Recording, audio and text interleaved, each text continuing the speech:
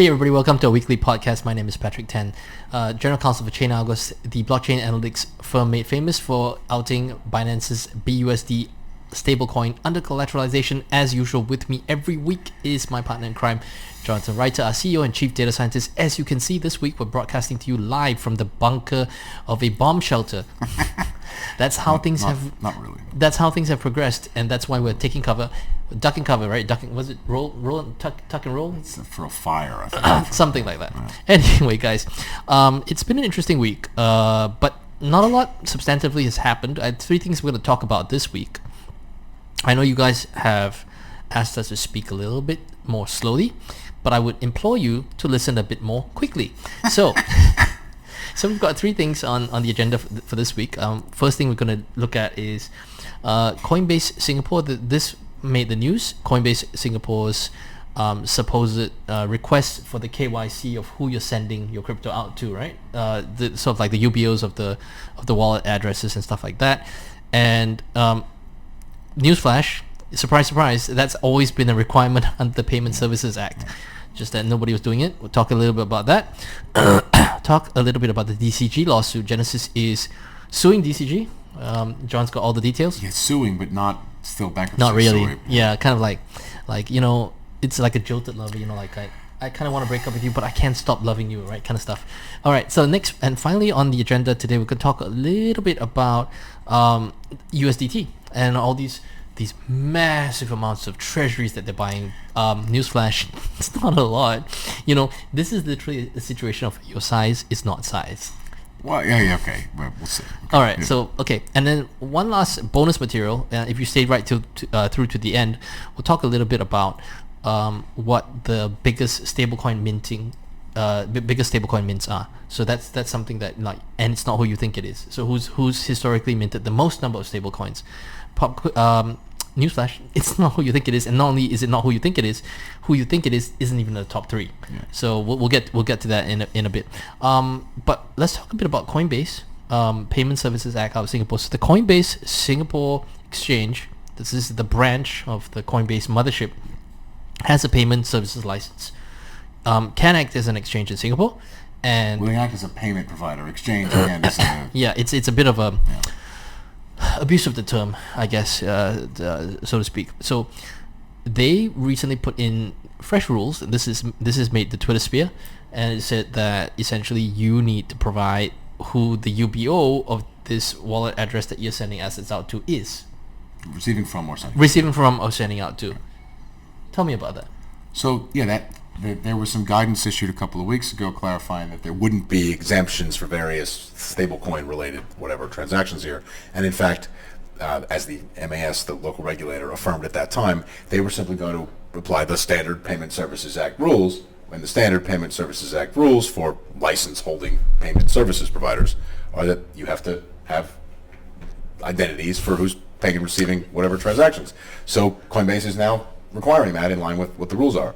For a while, I guess they thought they were exempt, or you had an amusing analogy for this. All right. So if you've never watched this movie before, you don't have to watch the whole thing, but just watch, like, I think it's 3 minutes where Ben Affleck comes into the room, and it's called the Act As If speech. The movie is Boiler Room. Act as if. He comes in, throws the keys to his Ferrari on the table. Act as if. Even if you don't have the money, act as if. This is what this whole space is about. Act as if the rules don't apply to you. Act as if you have a security that you don't need to register. Act as if you're an exchange. Act as if you don't have to follow KYC AML. Act as if. Because if you act as if, so it shall be, is the belief. Some of this stuff keeps happening where eventually somebody decides they have to follow a rule, because realistically they've always had to follow that rule. But they decided for some reason that was only halfway explained that they weren't going to follow that rule. You see this, the SEC will charge some project, some token, some exchange with being a security, unregistered security, whatever, and then they'll take it off. Yeah, and then an exchange will a separate exchange will delist the security. But up to that point, act as if they believed that it was fine. Hey, this keeps happening because people come up with some reason they're exempt from some rules, and eventually when they're hit over the head hard enough with the fact that they're not, they just follow the rules all of a sudden. Look, in a lot of regulatory regimes, it's totally normal you fix the problem eventually. It's kind of okay, as long as the problems are not too bad of certain types, generally fine. Again, as we've discussed many times, North Korean money laundering, you don't get to fix later and apologize for. But most of this other stuff you do, and that's fine, and that's normal, and whatever. It's just amusing to see people sort of up in arms in some cases about a company deciding to follow a rule that it's been required to follow since its license was issued a year ago, and the rule was clarified like 3 years ago. But you know what it is, John? I mean, you don't have to do KYC or ML if you don't believe you need to. I mean, for a while, maybe you get away with it. Yeah, it's interesting to watch that evolve. All right, let's move on. Let's talk about the DCG lawsuit from Genesis is suing DCG. This ongoing saga. Yeah, so this latest salvo, they are suing them for a bunch of money. Of course, they already owed this money. So Yeah, you'd have thought they would simply get a judgment and go have them insolvency. declare insolvency. But that's not what they've done. Correct. And what's come out are more details of some of the loans. It's sort of a lower level, more granular. People may recall long ago when Three Arrows Capital filed for bankruptcy. That's 14 months ago now, 15 months ago here. And we got this over 1,000-page long document that included some of their borrowing and lending transactions with Genesis, and you could get reasonably specific amounts of loans. And really, since then, there hasn't been a tremendous amount of very concrete information. FTX's lending and borrowing's only been reported in sort of aggregate amounts. So now we're starting to see specific dates and amounts. So there are some, I guess, embarrassing at best transactions where, in between the period where Three Arrows hadn't paid Genesis and everybody filed and admitted this stuff publicly, DCG was borrowing a bunch of assets out of Genesis, right near the end of FTX, there were transactions back and forth. So concerning stuff that maybe doesn't look very good. But again, it's hard to tell if the strategy here is seriously about pursuing money or just making an endless litigation process that distracts people and means they don't ever have to pay. On that note, and of course we didn't say that we were going to talk about this, but I think that segues into another interesting point. You look at Grayscale and what they're doing with the ETF. Is it entirely possible, and this is just me spitballing, it's me being a conspiracy theorist, but it's entirely possible that they would make a half-baked, half-assed attempt at applying for an ETF under the auspices of Grayscale. When they sent some letter to the SEC complaining. And with the intention that should fail. I mean, there is one reasonable strategy to pursue if you're trying to continue to collect your fees and on, is to blame that guy, keep blaming that guy, and then fumble your attempts to get that guy to change his behavior. And there may be an element of, Grayscale wants the SEC to be the bad guy, but they still want to keep collecting the checks. And, I don't know. We're not able to tell yet. We may eventually be able to tell. But one of the things to watch in their actions is how much are they sort of maximum leverage pushing for approval as opposed to maximum leverage pushing for a press release that's complaining. No one honestly believes that an angry press release is going to change Gensler, whatever, the SEC's opinion on these issues. Yelling at them in public has never made the government be more friendly to you in the thousands of years that governments have been doing these things. Right? That's not the strategy to get that outcome. That's the strategy to get in the newspaper and to get people angry or whatever at the regulator. Maybe over a long cycle that helps, but over a short cycle that does not help. So I don't know. It's very different than they're simply saying, we've filed paperwork, we want you to reconsider this way, here's the way we think you should write it, respond to this substantive. You haven't seen them trying, for example, to box the SEC in on things that they can use as a justification. So, as a quick recap, the SEC is now required to reconsider the ETF applications and provide a much more detailed, reasoned response.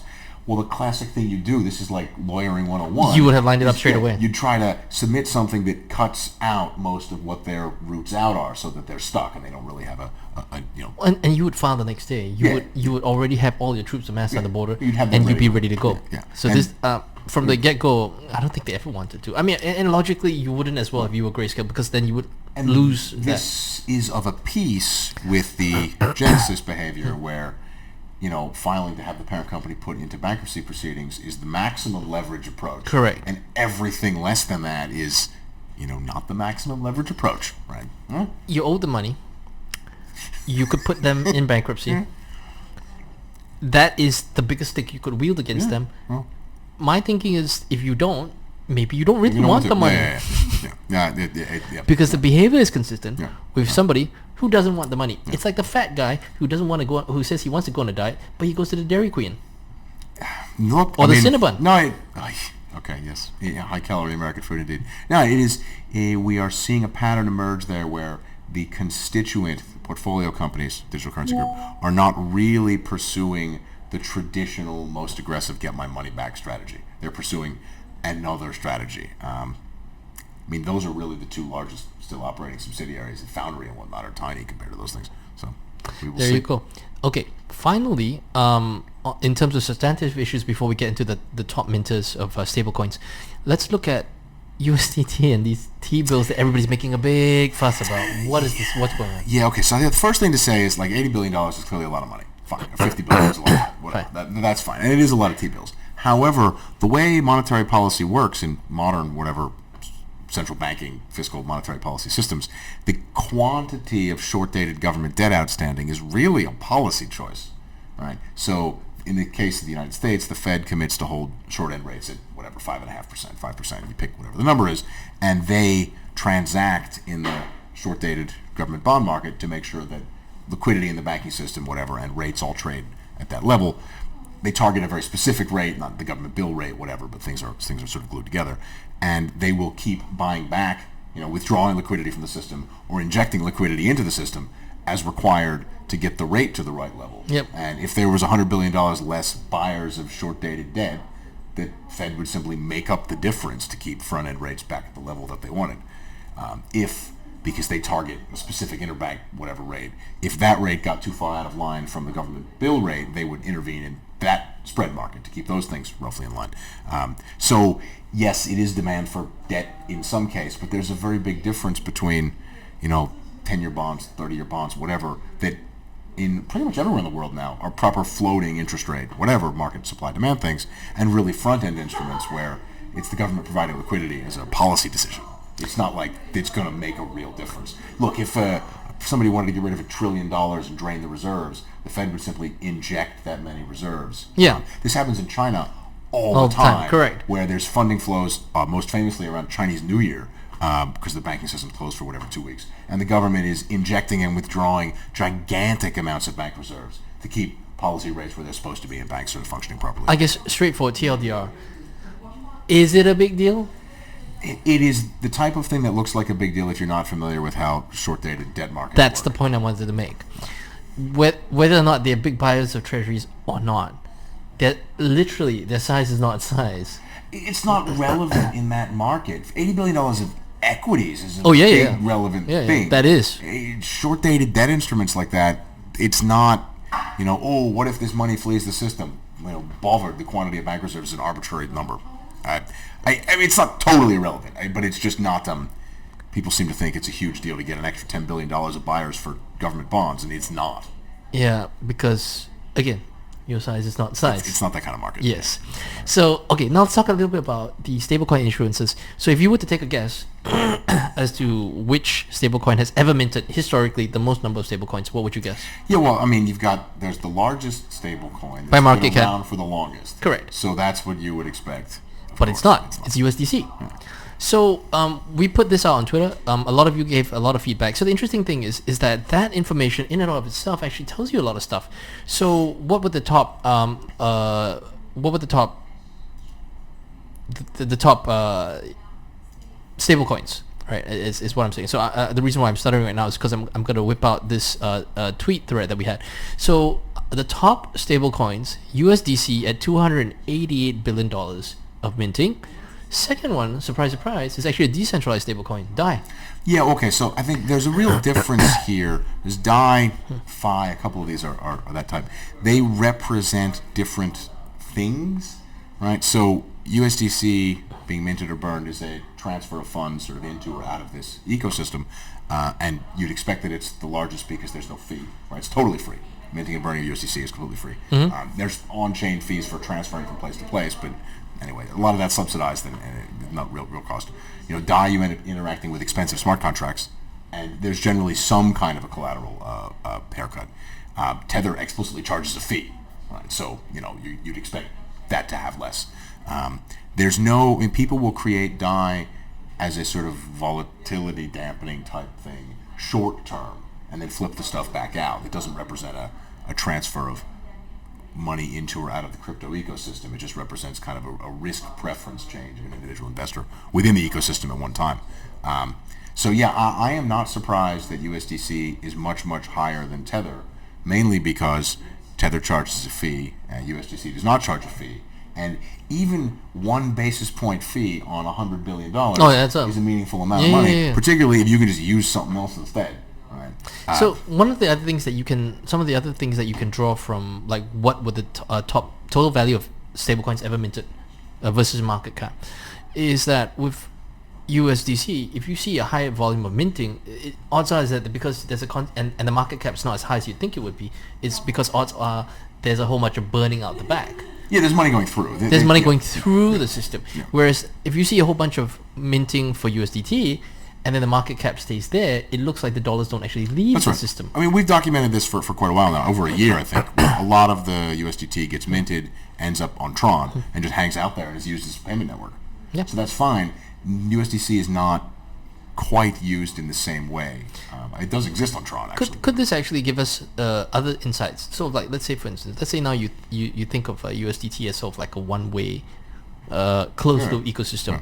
The only reason that Tether exists is because people, for good or bad, don't really have access to the banking system, and it's stuck within this thing. So if you want your way out, the way you get out is that somebody buys what you have out, and as the market cap increases, that's only because people who either have are unbankable or cannot bank or do not want to get involved with the banking rails have an X amount of demand for USDT, and maybe this gives us some indicators as to what the size of that economy is. So, for instance, if you were a fentanyl chemical producer, there's been some documentation of that, yeah. And if you were a fentanyl precursor chemical producer, the size of that market is big, but it's not in excess of, say, 20-30 billion per annum. Well, also, look, there's a lot of in and out. So it's been documented. Friend of the podcast documented this on Twitter. You know, in Hong Kong, you can do Tether OTC physical money with people both directions. Yeah. So, you know, a fair amount of that trade can be off-ramped. It's just not being off-ramped via Tether.